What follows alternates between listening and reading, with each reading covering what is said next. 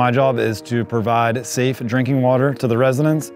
We're testing weekly, and that's with Ohio EPA.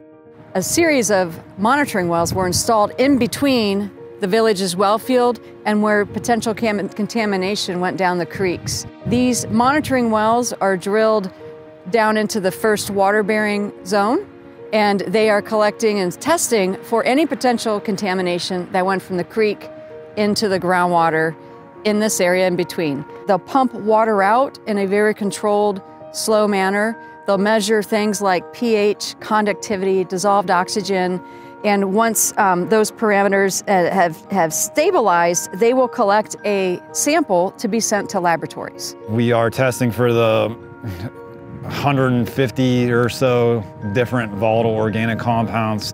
The samples are then sent to different independent laboratories. Our samples go to Cuyahoga Falls and are analyzed for the constituents of concern.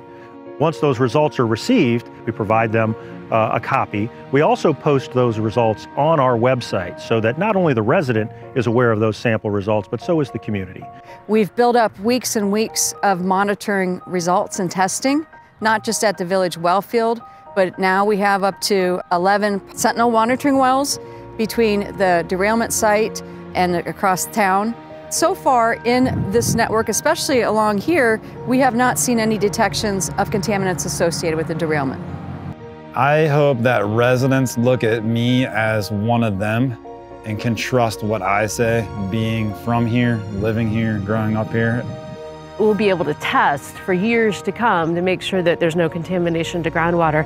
For the long term, we're being protective of human health and the environment.